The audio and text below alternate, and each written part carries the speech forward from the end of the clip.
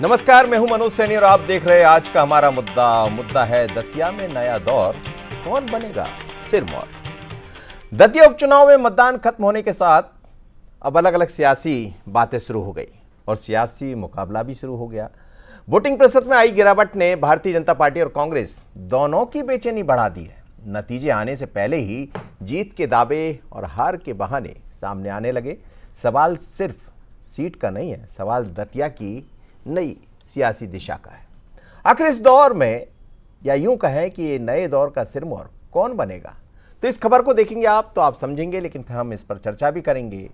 और क्यों गिरा वोट का प्रतिशत, महिला वोटर्स क्यों कम दिखाई दिए, तमाम तरह की चीज़ें होंगी। तो समझते हैं सिरमौर कौन बनेगा, लेकिन उसके पहले इस नए दौर को भी देखना पड़ेगा। देखिए इस खबर को। दतिया में मतदान के साथ चुनावी शोर जरूर थम गया, लेकिन राजनीतिक बयानबाजी तेज हो गई है। कांग्रेस कम वोटिंग को लेकर चुनाव प्रक्रिया पर सवाल उठा रही है। नेता प्रतिपक्ष उमंग सिंघार का आरोप है कि चुनाव निष्पक्ष नहीं रहा। कई जगहों पर मतदाताओं को खुलकर मतदान नहीं करने दिया गया। इसके बावजूद कांग्रेस को भरोसा है कि जनता ने बदलाव के पक्ष में मतदान किया है। देखिए, वोटिंग परसेंटेज अब कम हुआ, क्यों हुआ आपको पता है। किस प्रकार से सरकार ने जनता को, आम जनता को वोट डालने नहीं दिया। मैं समझता हूँ निष्पक्ष चुनाव नहीं है, लेकिन फिर भी मुझे विश्वास है कांग्रेस जीतेगी। वहीं बीजेपी कांग्रेस के आरोपों को संभावित हार की भूमिका बता रही है। पार्टी का कहना है कि कांग्रेस नतीजों से पहले ही बहानों का सहारा लेने लगी है। बीजेपी मीडिया प्रभारी आशीष अग्रवाल ने दावा किया है कि जनता ने विकास और सरकार की योजनाओं पर भरोसा जताया है और परिणाम उसके पक्ष में आएंगे। कुछ तो समय इंतजार करना चाहिए कांग्रेसियों को अपनी हार स्वीकारने से पहले। तो ये तो कांग्रेसियों का पुराना राग है कि जीते तो राहुल गांधी और हारे तो ईवीएम या चुनाव आयोग या मशीनरी। बहुत स्पष्ट है कि कांग्रेस दतिया में एक विकास कार्य नहीं बता पा रही थी। कांग्रेस के प्रत्याशी के पास बूथ पर टेबल पर बैठने वाले कार्यकर्ता नहीं थे और जीतू पटवारी जी के नेतृत्व में अंतरकला ऐसी कि कांग्रेस के नेताओं ने दूरी बनाई। तो कांग्रेस स्पष्ट तौर पे हार स्वीकार कर चुकी है और अब बहाने की तरफ बढ़ चुकी है। दतिया में इस बार मुकाबला दो उम्मीदवारों के बीच नहीं है, दो राजनीतिक दावों के बीच भी है। कम वोटिंग ने दोनों दलों के गणित को उलझा दिया है। अब निगाहें 3 अगस्त पर टिकी हैं, जब ईवीएम का फैसला बताएगा कि दतिया में नया दौर किसके नाम लिखा गया और आखिर कौन बना इस सियासी रण का सिरमौर। फिलहाल दतिया में दावे भी हैं, विश्वास भी है और आशंकाएं भी हैं। फैसला जनता पहले ही कर चुकी है, अब सिर्फ ईवीएम का बटन खुलना बाकी है। कुल मिलाकर 2 दिन शेष रह गए हैं, उसके बाद ईवीएम खुल भी जाएगी और दावे हैं या जिस तरह की बातें कही जा रही वो भी स्पष्ट हो जाएगा। लेकिन जब हम खबर की बात कर रहे हैं, उससे पहले एक चीज़ और देखने में मिली है कि जो प्रत्याशी वहाँ से खड़े हुए थे कांग्रेस के घनश्याम, उन्होंने अपने ही जो पूर्व में विधायक रहे हैं राजेंद्र भारती पर गंभीर आरोप लगा दिए, बल्कि ये तक कह दिया है कि उनका साथ नहीं मिला। इसके मायने भी समझेंगे, लेकिन देखिए बंसल न्यूज के वो 3 सुलगते सवाल। दतिया उपचुनाव में कम वोटिंग का फायदा आखिर किसे मिलने वाला है? क्या उपचुनाव के नतीजे 2028 चुनाव से पहले लिटमस टेस्ट है? दतिया के नए दौर में कौन बनेगा नया सियासी सिरमौर? मिलिए उन मेहमानों से जो मेरे साथ मौजूद रहेंगे। दिनेश निगम त्यागी जी हैं, वरिष्ठ पत्रकार, आपका बहुत स्वागत है सर। साथ ही जुड़ रही हैं डॉक्टर दिव्या गुप्ता जी, प्रवक्ता भारतीय जनता पार्टी के। दिव्या जी आपका बहुत स्वागत है। और अवनीश बुंदेला जी, प्रवक्ता कांग्रेस के, आपका भी बहुत स्वागत है। त्यागी जी, अब लगभग 24 घंटे से ज़्यादा बीत गया जब चुनाव के मतदान कितना प्रतिशत रहा। ये तो दिखाई दे रहा है कि वोट का प्रतिशत गिरा है और ऐसे दौर में गिरा जब मतदाता वहाँ पर बढ़ गए। यदि हम 2008 से तुलना करते तो काफ़ी मतदाताओं में इजाफा हुआ, करीब करीब 1 लाख मतदाता, 8 की बात करें। और फिर ये भी कहा जा रहा है कि महिला वोटर्स की संख्या 23 के मुकाबले कुछ कम दिखाई दे रही। दावे दोनों के हो सकते हैं, लेकिन ऐसे में घनश्याम का ये कहना कि राजेंद्र भारती ने साथ नहीं दिया, उमंग सिंघार जी ये भी कह रहे हैं कि बूथ कैप्चरिंग या तमाम तरह के आरोप भी लगा रहे हैं, पर ये भी कह रहे हैं हम चुनाव जीत रहे हैं। कैसा देख रहे हैं? जी बिल्कुल, जहाँ तक वोटिंग का सवाल है 2008 के बाद से 2008 का जिक्र किया आपने जी, उसके बाद से लगातार मतदान का प्रतिशत बढ़ रहा था। 2008 में 72-73% लगभग मतदान हुआ था और अभी 71 के ऊपर 72 के 71.5 के आसपास हुआ है। महिलाओं की जहाँ तक बात है तो पिछले 2023 में महिलाओं ने पुरुषों की तुलना में ज़्यादा वोट दिया था, लगभग 1.5-2%, और इस बार तो 5% से ज़्यादा, 5.5% से ज़्यादा कम वोटिंग हुई है महिलाओं की। जबकि महिलाओं का जो लाडली बहना की योजना लगातार जारी है, जिसके प्रभाव में रहती हैं, वो भाजपा के असर में रहती हैं, और बल्कि उस राशि को बढ़ाया ही गया है पहले की तुलना में। तो वोटिंग कम है। वोटिंग के कई कारण हो सकते हैं। जहाँ तक अगर इस चुनाव को देखें तो इस चुनाव में लड़ भरे घनश्याम सिंह, आशुतोष तिवारी और वो दामोदर यादव लड़ रहे हैं, लेकिन ज़्यादा चर्चा में नरोत्तम मिश्रा रहे हैं। बिल्कुल, क्योंकि नरोत्तम मिश्रा जी का पहले से तय था कि वो चुनाव लड़ेंगे, मैदान में उतरेंगे, और उन्होंने अपनी पूरी मेहनत और चुनाव प्रचार, जनसभाएं सब करना शुरू भी कर दिया था। उन्होंने इसको छिपाया भी नहीं। इंटरव्यू में उन्होंने कहा भी कि टिकट कटने की संभावना नहीं थी, कैसे कटा बाद में बात करूंगा, अभी मेरी किसी से बातचीत नहीं हुई। तो ये चुनाव में नरोत्तम जी ज़्यादा फंसे हैं, अगर आप एक तरह से देखो कैसे फंसे हैं। हाँ, देख रहे थे, उनकी जवाबदारी जिताने की भी है। अब सामने वाला कैंडिडेट जीत जाता है तो अगले बार फिर टिकट का दावेदार है, ये आशंका भी है। बिल्कुल। और अगर जो हार जाता है तो ये है कि नरोत्तम जी ने हरवा दिया। तो नरोत्तम जी की बुरी स्थिति है, बुरे फंसे हैं। लेकिन बड़े नेता हैं, भाजपा में चलता रहता है, अपना निकल जाएंगे, उनको सब कुछ मालूम है आगे राजनीति के बारे में। जहाँ तक सिरमौर कौन बनेगा, नतीजा कैसा आएगा, इसके बारे में ज़्यादा तो कुछ नहीं कह सकते। इधर नरोत्तम जी के जो समर्थक हैं वो कितना काम किया है, कितना नहीं किया है, कह रहे हैं मना लिया गया है, एक विषय है। दूसरा, जो राजेंद्र भारती का जिक्र घनश्याम सिंह ने किया, राजेंद्र भारती नहीं चाहते थे कि घनश्याम सिंह को टिकट मिले। शुरू से ऐसा था, क्योंकि मुझे लगता है घनश्याम सिंह के कारण ही 2008 में राजेंद्र भारती बसपा से चुनाव लड़े थे और घनश्याम सिंह कांग्रेस के कैंडिडेट थे। तो पहले से वो घनश्याम सिंह से उनकी नहीं बनती थी, वो चाहते थे टिकट मिले तो अवधेश नायक को मिले या किसी और को मिले। तो टिकट नहीं मिला था, इसीलिए जो नामांकन रैली हुई थी, नामांकन दाखिल हुआ था, तब भी राजेंद्र भारती नामांकन रैली में नहीं आए थे और जीतू पटवारी उनसे मिलने गए थे, उनको मनाने गए थे। अभी मतदान के 2 दिन पहले तक राजेंद्र भारती सार्वजनिक मंचों में दिख रहे थे। दतिया में मुझे कहीं नजर नहीं आया। मैं बता रहा हूँ, अभी मतदान के 2 दिन पहले तक वो कहीं नहीं दिखे थे। तो ये जीतू पटवारी गए थे उनके घर, उनसे बातचीत की थी। तब दो अंतिम जो शक्ति प्रदर्शन की रैली थी लास्ट 28 तारीख को, 20 तारीख को थी, उस दिन वो मंच पर आए थे, उस दिन दिखे थे। तो एक बात तो साफ है कि राजेंद्र भारती काम नहीं कर रहे थे, और राजेंद्र भारती के पास वोट बैंक है, इसमें कोई शंका नहीं है। कांग्रेस ये मानकर चल रही थी कि राजेंद्र भारती के साथ जो हुआ है उसकी सहानुभूति का लाभ हमें मिलेगा। राजेंद्र भारती मान के चल रहे थे कि मेरे परिवार को टिकट मिले तब होगा, लेकिन पार्टी के दबाव में उन्होंने, मतलब 2023 दोनों कैंडिडेट जी, नरोत्तम मिश्रा भी देखे और राजेंद्र भारती जी, इन दोनों के जो कार्यकर्ता थे जी, हाँ, दोनों की स्थिति संदिग्ध है, किसने कितना काम किया नहीं किया। अब भाजपा तो बहुत सारे कार्यकर्ताओं को मना लेती है, भाजपा के अंदर जो टीम है, भाजपा के अंदर जो लोग हैं वो मना लेती है, काम कर लेती है। लेकिन कांग्रेस में थोड़ा कठिन रहता है समर्थकों को मनाना। लेकिन राजेंद्र भारती ने ऐसा भी नहीं किया कि कहीं से कोई रिपोर्ट आई हो कि उनने खिलाफ काम किया, कि उनके समर्थनों ने काम खिलाफ किया या कांग्रेसियों ने खिलाफ काम किया। हाँ, अभी घनश्याम सिंह जी का जरूर आ गया बयान। उन्होंने कहा है कि राजेंद्र भारती ने भाजपा के साथ मिलकर भितरघात किया है, उनको पार्टी से निकाला जाए। मैं अभी भी उनका बयान पढ़ रहा था। तो ये घनश्याम जी ने कहा है। तो चुनाव पूरा मचा हुआ है। यहाँ बैठकर तो अभी ये कहना मुश्किल है कौन जीतेगा कौन हारेगा, ये तो रिजल्ट बताएगा। लेकिन टक्कर किसकी है, कम मतदान के कारण भाजपा ही सशंकित है, कम मतदान भी, और बहुत सारे ऐसे समीकरण दिख रहे हैं जिन पर हम चर्चा कर रहे हैं कि हमें लग रहा है अंतिम दौर तक ये चलता रहेगा कि कौन हारेगा, क्या होगा, क्या नहीं होगा, कुछ आप दावे के साथ कह नहीं सकते। अब कांग्रेस भाजपा तो अपने अपने दावे करेंगे, स्वाभाविक है। दिव्या जी, तमाम तरह की बातों को आप सुन रही हैं और हमने भी बड़े नजदीक से देखा दतिया के उपचुनाव को। अब दावे हैं, स्वाभाविक रूप से आप भी वो दावे करेंगे, लेकिन दावों के बीच में फिर ये भी है कि महिला वोटर थोड़ा सा दूर हो गई आप लोगों से। मनोज जी, पहली बात तो मैं ये 71 से ऊपर परसेंटेज को glass half full half empty इस तरह से देखना चाहूंगी। मतदान अपने में देखा जाए तो कोई कम परसेंटेज नहीं है, नहीं, कम नहीं 70 अबव, हाँ 70 अबव एक अच्छा परसेंटेज कहा जा सकता है। हाँ, जितना पहले 79% था उसके हिसाब से थोड़ा सा कम है, या उसके पहले भी कुछ परसेंटेज बढ़ा हुआ था उसके हिसाब से कम है। हाँ, तो glass half full half empty ये हम सब देख सकते हैं, ये अपना अपना नजरिया है उसको किस तरह से देखने का। महिलाएं क्यों नहीं आई, महिलाओं का परसेंटेज क्या था, ये रेट्रोस्पेक्टिव स्टडी है, ये तो अब बाद में जाके पता चलेगा कि क्या हुआ, क्यों हुआ, किस तरह से महिलाएं क्यों नहीं आई। लेकिन अगर मैं उसको एक हम बाहर एक पैनोरामिक व्यू से अगर हम देखना चाहें, तो दोनों ही लोगों के बीच में आप अगर ये बोलना चाहें कि जी नरोत्तम मिश्रा जी एक फैक्टर रहे, तो नरोत्तम मिश्रा जी फैक्टर होने के बावजूद पूरे समय मौजूद रहे। उन्होंने कभी भी अपनी जवाबदारी, अपनी जिम्मेदारी से पीछे नहीं हटे।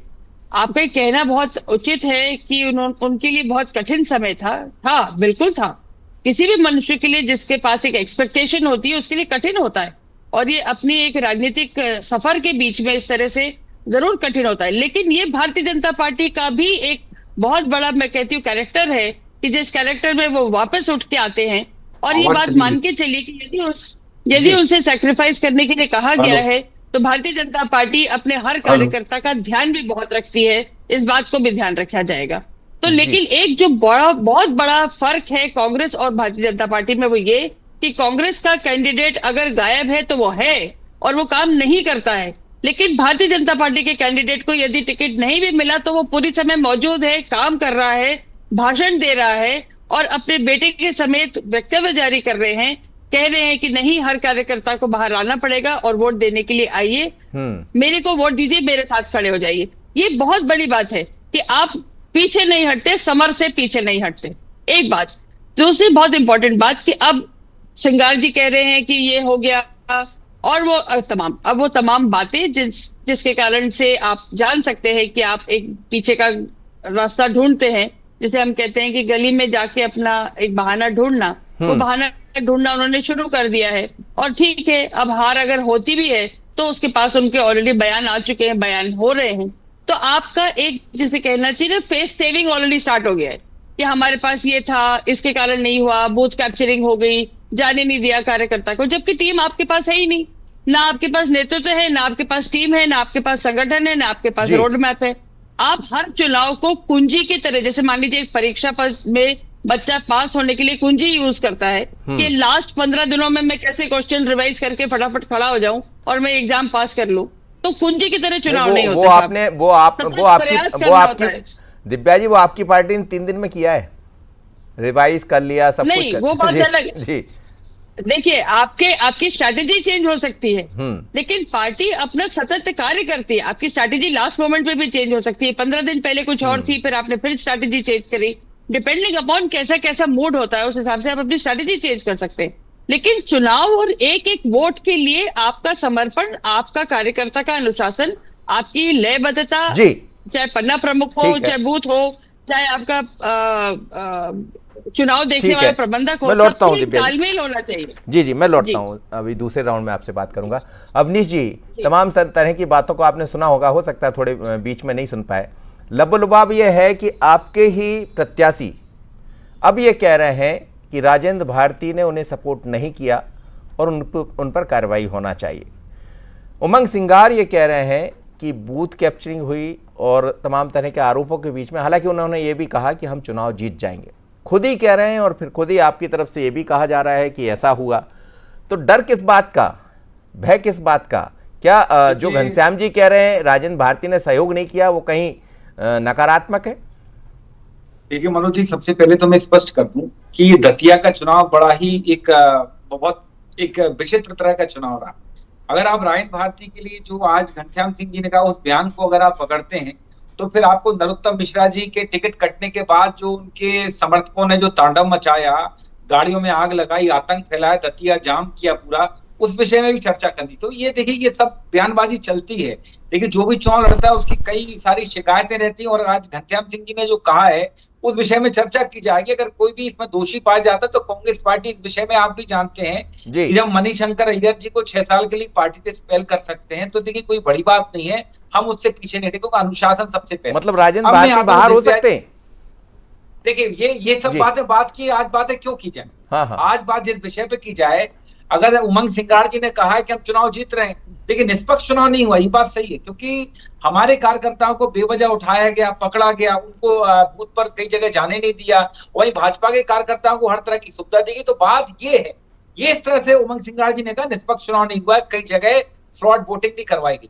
अब मैं बताता हूं, देखिए अब हम तुलना करते हैं घनश्याम सिंह जी की एवं प्रत्याशी आशुतोष तिवारी की। ये मनोज जी आप भी जानते हैं कि घनश्याम सिंह जी का संपर्क उस विधानसभा के क्या जिले के एक एक परिवार में उनका डायरेक्ट संवाद है, क्योंकि राज परिवार से आते हैं और पूर्व में दतिया से 2 बार विधायक रहे हैं, आपको मालूम, दतिया प्रॉपर से रहे, 1 बार सेवड़ा से विधायक रहे। अच्छा, सबसे महत्वपूर्ण बात यह है उनके परिवार का रसूख कुछ ऐसा है कि वसुंधरा राजे सिंधिया जो कि बाद में राजस्थान की मुख्यमंत्री बनी, वो खुद लोकसभा का चुनाव हारे बैठी घनश्याम सिंह जी के पिताजी से।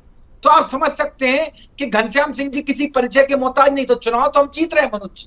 हाँ, ये है कि जो 25,000 से हम चुनाव जीत रहे थे तो 2-5 हजार ऊपर नीचे हो सकता चुनाव। तो ये 2-5 हजार यदि आपकी बातों में ही हम मान लें कि 2-5 हजार ऊपर नीचे हो सकता, तो ये क्या राजेंद्र भारती ने कर दिया? देखिए घनश्याम जी कह रहे हैं, हम नहीं कह रहे। हम मनोज जी, मनोज जी, अगर राजेंद्र भारती जी की ही बात करनी है तो फिर आप मुझे नरोत्तम, आप जो कह रहे नरोत्तम मिश्रा की बात करिए, वो चुनाव के पहले था सर। देखिए मैंने एक लाइन में कह दिया है कि अगर घनश्याम सिंह जी ने बयान दिया है और उसकी जांच की जाएगी, दोनों से चर्चा की जाएगी, अगर ये बात साबित होगी तो पार्टी कार्रवाई करेगी, पार्टी नोटिस देगी, पूछेगी, ये बात की बात है। लेकिन अभी हम चुनाव निपटा कर बैठे हैं, 3 तारीख को नतीजे आने, तो वो बात करना मनोज जी। और हम कह रहे अगर घनश्याम, अगर आपको नारायण भारती जी के ऊपर ही चर्चा तो नतीजे पर ही कर रहे हैं अवनीश जी, ये नतीजों की बात तो हो रही है, नतीजे क्या होंगे? हम तो नारायण भारती जी के ऊपर ही चर्चा करनी है तो अब जरा नरोत्तम मिश्रा जी के ऊपर चर्चा कर लें कि जो उनने मंच पर आके रोने लगे थे उसके ऊपर चर्चा कर लें। जो उनके कार्यकर्ताओं ने कहा कि दादा नहीं तो कोई नहीं, हजारों कार्यकर्ताओं ने इस्तीफा दे दिया। अच्छा, हमने एक बात और देखी है कि जिलाध्यक्ष को आपने जिस दिन वोटिंग थी उस दिन हटा दिया, कुशवाहा जी थे कोई, वो क्या कारण था? भाजपा उसका भी जवाब दे। तो देखिए मैंने कहा ना, उन्होंने कहा हटाने का कोई हमारा मुद्दा, खैर वो ठीक है, मैं उसकी बात नहीं, मैं दिव्या जी से ना दिव्या जी से पूछूंगा, आपका सवाल दूंगा ना मैं आपकी बात को। दिव्या जी, हम इसलिए कह रहे हैं कि उसी दिन बीजेपी की तरफ से कहा गया, आशीष अग्रवाल ने बाकायदा एक्सपर्ट ट्वीट कर ये कहा कि ये फर्जी है लेटर, जो भी बातें थी वो बहुत सारी चली। अब ये तो कहा जाता है, ये तो हम कहते हैं, ये तो हम कहते हैं कि चलो अभी हाल उन्होंने थोड़ी देर पहले घनश्याम सिंह जी ने अपना बयान वापस दे दिया, चलिए मैं कह रहा हूँ बयान वापस ले लिया, क्या करेंगे फिर? ये सब कहा जाता बातें। लेटर निकला है, भाजपा कार्यालय से निकला है कि उन्होंने बीच चुनाव में कुशवाहा समाज के चूंकि 32,000 वोट थे इसलिए उन्होंने बयान वापस लिया है। मैं दावे से कहता हूं अगले 10-12 दिन में जिलाध्यक्ष को कार्यमुक्त कर दिया जाएगा। क्यों? कि वो नरोत्तम मिश्रा से जुड़े व्यक्ति हैं। आपका ये कहना है कुशवाहा समाज का वोट आपको मिलेगा? वहां पर नरोत्तम मिश्रा का टिकट कटने के बाद इस्तीफा दिया था, उसके ऊपर जवाब देते भाजपा प्रवक्ता, क्यों हुआ आखिर ऐसा? बताइए। सारे कार्यकर्ताओं पूछ ले रहे डॉक्टर दिव्या को की शान में आग लगी, आतंक मचाया। सुन लीजिए, सुन लीजिए डॉक्टर दिव्या जी, जवाब सुन लीजिए, सारी बातों का जवाब सुन लीजिए, फिर आपसे पूछ लूंगा मैं। सर मैं तो वैसे ही कम बोल पाया। नहीं आप खूब बोलिए सर, आपके लिए कहाँ कमी है? अभी बहुत वक्त है अपने पास, पर्याप्त। दिव्या जी ने तो भरपूर बोला, मेरी तो ऑडियो चली गई थी। जी जल्दी से दिव्या जी। अवनीश जी ने जो बहुत कुछ बोला, तो उनका भीतरघात सिर्फ बैंडेड से ठीक होने वाली चीज है। और भारतीय जनता पार्टी में नरोत्तम मिश्रा जी को जो है वो उनको विचारों को पूरा का पूरा प्लास्टर लगाना पड़ेगा, ऐसा अवनीश जी का स्टेटमेंट था। तो देखिए ऐसा है, आपके जो पार्टी का सारा काम है, उस काम को यदि आप देखेंगे तो आपको पता चलेगा कि कांग्रेस को कहां किस पॉइंट पर तकलीफ हुई है, ये आपको खुद को पता है। तो आज आप अगर उस पे, I am sorry to use the word, अगर आप उसको लीपापोती करने में लगे हुए हैं, I am very sorry, this is not the word, but अभी मेरे को वही ख्याल आ रहा है, अगर आप उसको लीपापोती करने में लगे हुए हैं, कोई बड़ी बात नहीं, करिए, बिल्कुल ये आपका कर्तव्य है, आपको करना भी चाहिए, कोई दिक्कत नहीं है। लेकिन मेरा सिर्फ निवेदन ये है कि अपनी पार्टी के अंदर झांक के पहले अपना विश्लेषण कर लीजिए। भारतीय जनता पार्टी का पत्र निकला, नहीं निकला, झूठ था, सच था, ये हमारी पार्टी का विद इन द पार्टी मामला है। और ये आप पहले अपना आत्मचिंतन तो करिए, आत्मविश्लेषण तो करिए, आपके पास चलिए जवाब दीजिए जल्दी से अवनीश जी, फिर मैं जा रहा हूँ, त्यागी जी से समग्र प्रतिक्रिया, समय कम है। मनोज जी मेरा स्टेटमेंट आप रिकॉर्ड कर लें, मेरा स्टेटमेंट रिकॉर्ड कर लें, रिकॉर्ड वैसे ही हो रहा है, हर चीज रिकॉर्ड हो रही है सर, है ना? आप अभी थोड़ी देर बाद आप टुकड़ा भी डाल दोगे उसका निकाल के। 3 तारीख को जब भाजपा चुनाव हारेगी ना, 3 तारीख को जब भाजपा चुनाव हारेगी, तो जो आज अगर आप कह रहे घनश्याम सिंह ने कहा, यही बयान आशुतोष तिवारी देने वाले हैं नरोत्तम मिश्रा के बारे में। फिर हम चर्चा करेंगे कि क्या पार्टी नरोत्तम मिश्रा को पार्टी से बाहर निकालेगी, मैं दावे से कह रहा हूं, यही बयान देंगे आशुतोष तिवारी और कई भाजपा के लोग कि नरोत्तम मिश्रा ने पक्षपात किया है। आप देखिएगा, क्योंकि आप चुनाव हारने वाले। बाद में देंगे सर, घनश्याम जी अभी से देने लगे, दिक्कत ये हो गई।